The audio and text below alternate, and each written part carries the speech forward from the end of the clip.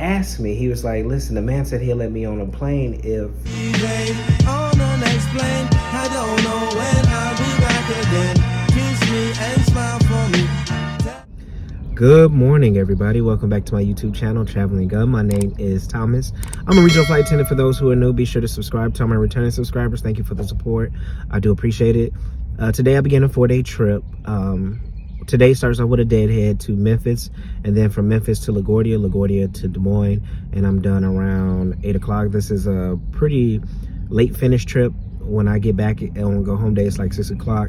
I was going to swap it out, but I didn't because this trip, I'm working with a classmate, and this is going to be her final trip with our company. She's going over to Mainline at the end of the month because she has vacation for the rest of this month. So I decided to just, you know, keep it to work with her for her last trip with the company or whatever. But a lot of people always ask me, you know, when are you going over to Mainline, blah, blah, blah, things like that. And, you know, they'll say, oh, you deserve to be over there. True. How I look at it is, listen, it's not my season yet. You know, I'm happy for everybody around me who are progressing with, you know, their goals and things like that. Like my friend, I'm very happy for her, my classmate, Word of Wisdom. I'm very happy for her. She went over to Mainline. Fly with the Guy is back in the sky. You know, all these people, I'm happy to see everybody win because there's just enough success for everybody to go around. And that's just how I look at it. You know, my time will come. You know, it may be a reason why I didn't get it this particular time or the last time that I applied. So it is what it is. It's all in timing, and you know, it's not my season yet. So, but my time will come, and that's just how I look at things. But I do appreciate everybody who, you know, are suggesting that I should be there or whatnot. Trust me, it doesn't go unnoticed. I do appreciate it, but how I look at it is just not my time yet. But I'm finna get ready and catch this shuttle, and I'll see you guys once I get to Des Moines later on tonight.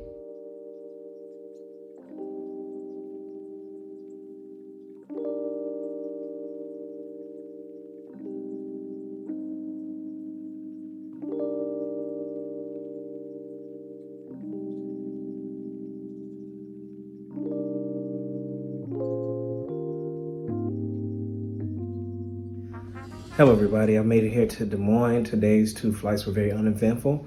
Long, but very, very uneventful.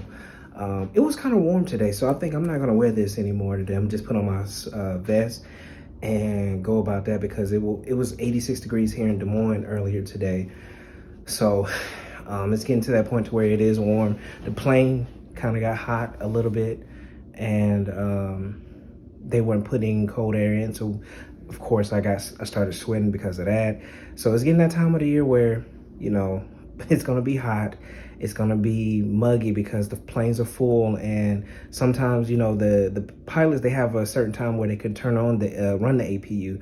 They can't just run it the whole time we're sitting at the gate, so we have to depend on the air from the ground crew to blow cold air into the plane. And sometimes New York doesn't pay attention and flip the switch. And I remember one time I came on the plane, it was so hot on there that we had to hold off on boarding to get it cooled down because they kept blowing, they had hot air blowing into the plane. But other than that, tomorrow is a semi-late report. I have to be at the airport at 9:30, so it's not as early as 5 or 6 o'clock in the morning, so I do get to sleep in. I'm not a big fan of the breakfast here, but I'm still go down and see what they have, try to get some fruit tomorrow morning, and I'll see you guys tomorrow for day 2. Good morning, everybody. Today is day 2, and last night it started thundering and lightning really, really bad. I was listening to a podcast, and I thought somebody had closed my door, but it was just thundering because it was that loud over my earbuds. It didn't affect us today that I know of, so pretty much I do 4 legs. I think I go from Des Moines to Detroit, somewhere else. I can't remember exactly where I'm going, but I think tonight I end up in Rochester. I'm not for sure. I know one day I end up in Rochester, but I can't remember where I end up tonight. But it is a 4-leg. No, I end up in Toronto. I do know that. Okay, yeah, that's where I end up. I end up in Toronto later on tonight at about 11:30, and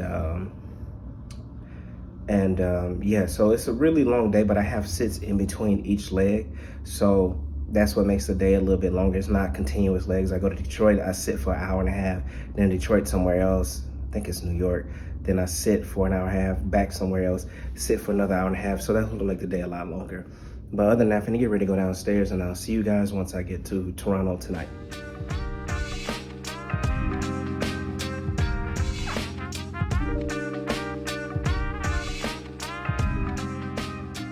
Hello everybody, I made it here to Toronto.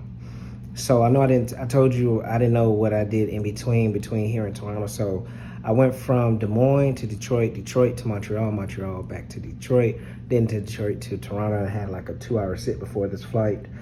Today's flights were very uneventful. Just about everybody on all my flights, when they wanted to ask for an extra snack, they was like, yeah, can I have 2 cookies? And I was like, you want 2 cookies?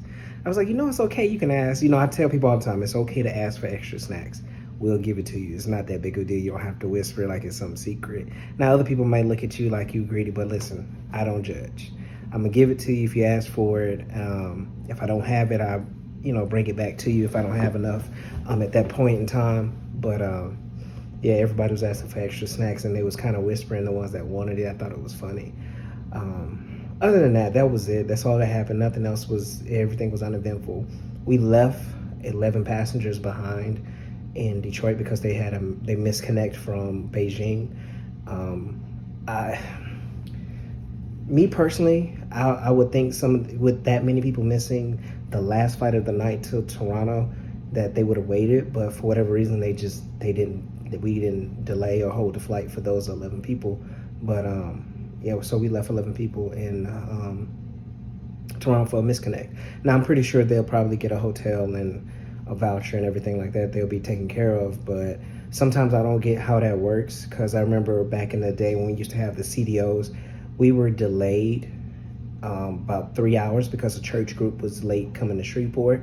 And with CDOs, where we took the last flight out and then we worked the very first flight out in the morning, which was usually like 5 o'clock, and we ended up getting to Shreveport about 2 o'clock in the morning and had to turn around and be right back up at 4 o'clock and work a flight for 5:30. So I've seen it work both ways. We waited and delayed a flight, and then we left people. So I don't know how that usually works and who makes those calls for that. But other than that, it's 11 o'clock. I have to get up tomorrow at 8 o'clock for a 10 o'clock van, and I'll see you guys in the morning for day 3.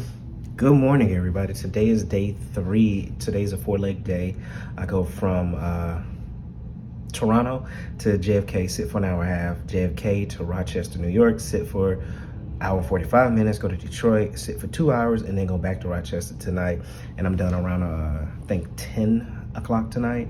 And then tomorrow's go home day, which is only 1 leg. So I'm happy about that. But I have a bunch of sits in between.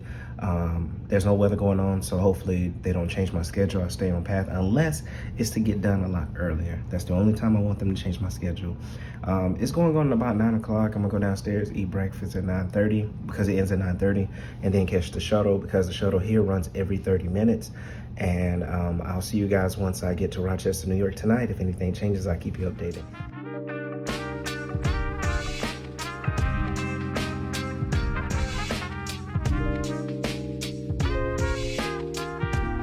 Hello everybody, I've made it here to Rochester, and I do have to tell you about my day today.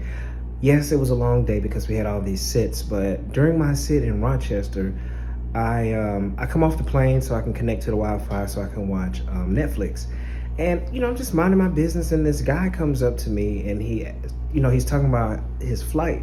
So I'm thinking, he missed his flight, or he knows that he has a question. So I was telling him you could ask customer service, but he was like, yeah, I already went to them, but they were telling me that my ticket was canceled and blah, blah, blah. And I noticed that his ticket said seat request. So I'm thinking he's a non-rev, like he was on a buddy pass or something like that.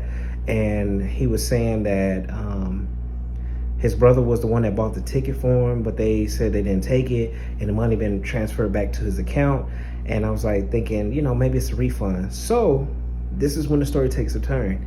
He asked me, he was like, listen, the man said he'll let me on a plane if I had $250. He's like, man, I'm not from here. I don't know nobody here. I'm just trying to get back to Detroit. My mom don't get paid till tomorrow. She'll cash app you the $250 if you give me the $250 so I can go play, so I can go get on this plane and pay for this ticket. Now, me, I look like I'm playing dumb, but in my head, I'm like, why would I give you $250 to somebody I don't know and you just randomly came up to me in the airport. Plus, I'm not finna give nobody $250 that I can't not pull up on and try to check them to get my money back. $10, $15, cool, you go ahead and I give you that. But $250, nah. So get to the gate. The pilots were talking. The same guy asked the pilots for money, and both pilots for money, and they were just like, I don't even know you. Same story. Somebody's gonna cash app you tomorrow. But basically, what come to find out, what happened was the gate agent said that he purchased his tickets both times with a stolen credit card, and that's how they got his tickets ended up getting canceled. So they end up having to get somebody from TSA to come get him and take him back outside of TSA because of he was just harassing everybody. But that was my interesting story today. But again, I'm not gonna give anybody money. If I give you $250, I need your social security number, I need your mama number, your baby mama number, your boyfriend number, your girlfriend number. I need a whole bunch of information. I gotta be able to pull up on you to get my money back. But I just thought that was wild that he just had the audacity to come and say, hey, can I just borrow $250 from a stranger? Now, granted, there are some nice people out there who might have done it. I'm just not one of those people who are comfortable giving that, $250 to somebody that I don't know, never seen, never spoke to before today. That's just me. It just wasn't, the Lord didn't move me to give him that $250 and said that he really needed it at that particular time. So, but that's all that happened to me today. Tomorrow, as a late report, I don't have to leave the hotel until 11 o'clock. So I'm gonna go out downstairs and work out tonight, come back upstairs, try to get as much rest as possible. Tomorrow's an easy day, one leg and then a deadhead. So I'll see you guys tomorrow for go home day. Good morning, everybody. Today is go home day.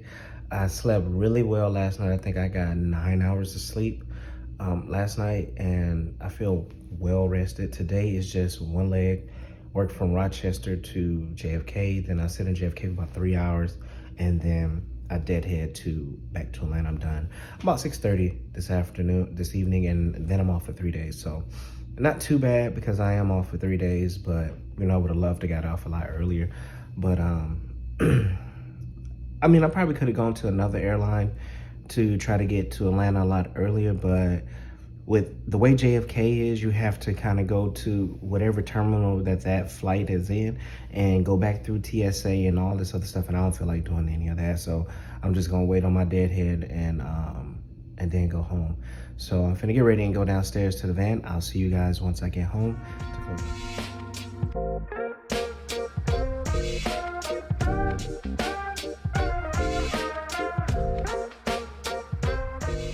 Hello everybody, it's Future editing me. As I was editing this video, I forgot that I didn't close out the video. Those flights was very uneventful, the one flight and then the deadhead to Atlanta. As we was going back to the cars, my flying partner, it was a very emotional day because, I don't know what it is. When she's been here for 5 years just like me, and even though she's leaving, going to something, like a promotion, I would say, and going to mainline, she still ended up tearing up and everything, and hugging me, saying goodbyes. And I'm like, why are you saying goodbye to me? It's like we talk every day, so it's not like you're gonna, we're not gonna ever talk again. But I get it, and I'm just happy for her that this is something that she deserves, and that she's moving forward and progressing in her career, and I'm very, very happy for her. But other than that, I'm off for a few days. I was off for a few days. And I started another 4-day trip, which is that I'm on right now. So, as always, hug on the ones that you love. Tell the ones that you love them. Until next time, I'm out. On the next plane, I don't know